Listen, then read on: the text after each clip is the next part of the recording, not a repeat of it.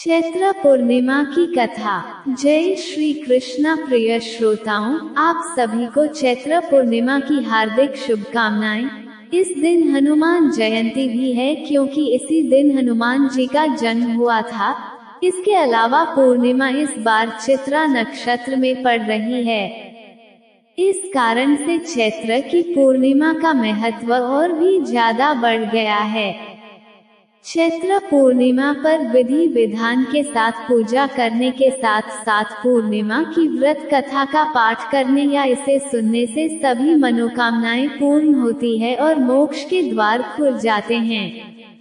पूर्णिमा के दिन पवित्र नदियों में स्नान, दान व व्रत का विशेष महत्व माना गया है। कहा जाता है कि जो लोग पूर्णिमा का व्रत करते हैं उन पर हमेशा मां लक्ष्मी की कृपा बनी रहती है। व्रत के दौरान सत्यनारायण भगवान का पूजन किया जाता है और फिर कथा भी सुनी जाती है।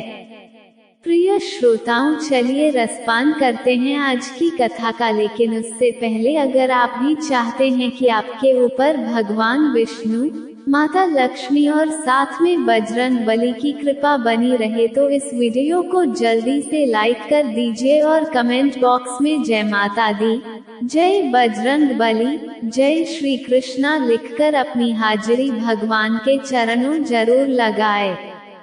एक बार काशीपुर नगर के एक गरीब ब्राह्मण को भिक्षा मांगते हुए देखकर भगवान विष्णु जी ने स्वयं ही एक बूढ़े ब्राह्मण के रूप धारण किया और उस निर्धन ब्राह्मण के पास गए और कहने लगे, हे विप्रे, श्री सत्यनारायण भगवान मनोवांछित फल देने वाले हैं।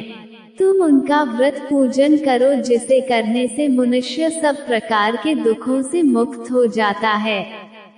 इस व्रत में उपवास करने का भी अपना महत्व है, किंतु उपवास से मात्र भोजन न खाना ही नहीं समझना चाहिए।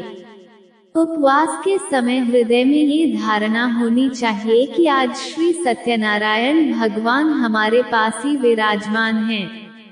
अतः अंदर व बाहर पवित्रता बनाए रखनी चाहिए और श्रद्धा विश्वास पूर्वक भगवान विष्णु का पूजन कर उनकी मंगलमय कथा को अवश्य सुनना चाहिए। व्रत पूजन सभी कर सकते हैं, चाहे वह निर्धन, धनवान, राजा हो या व्यवसायी, ब्राह्मण हो या अन्य वर्ग, स्त्री हो या पुरुष। इस कथा के अनुसार जैसे लकड़हारा, गरीब ब्राह्मण, उल्कामुख, गोपगणों ने सुना कि यह व्रत सुख, सौभाग्य, संपत्ति सब कुछ देने वाला है तो सुनते ही वे सभी पूर्ण श्रद्धा, भक्ति तथा प्रेम के साथ सत्यव्रत का आचरण करने में लग गए और फलस्वरूप सुख भोग कर परलोक में मोक्ष के अधिकारी हुए। एक साधु वैश्य ने भी यही प्रसंग राजा उल्कामुख से सुना, किंतु उसका विश्वास अधूरा था और श्रद्धा में कमी होने के कारण उसने मन में प्रण लिया कि संतान प्राप्ति पर सत्यव्रत पूजन करूंगा। समय बीतने पर उसके घर एक सुंदर कन्या ने जन्म लिया। जब उसकी पत्नी ने व्रत की याद दिलवाई तो उसने कहा कि कन्या के विवाह के समय करेंगे। कुछ समय बाद कन्या का विवाह भी हो गया, किंतु उस वैश्य ने व्रत नहीं किया। एक दिन वह अपने दामाद को लेकर व्यापार के लिए चला गया। वहां उसे चोरी के आरोप में राजा चंद्रकेतु द्वारा दामाद सहित कारागार में डाल दिया गया। उसके अपने घर में भी चोरी हो गई। पत्नी लीलावती और पुत्री कलावती भिक्षा मांगने पर विवश हो गई। एक दिन कलावती ने किसी के घर श्री सत्यनारायण का पूजन होते देखा। उसने वहां बैठकर कथा सुनी और प्रसाद ग्रहण किया और घर आकर अपनी मां को भी प्रसाद दिया।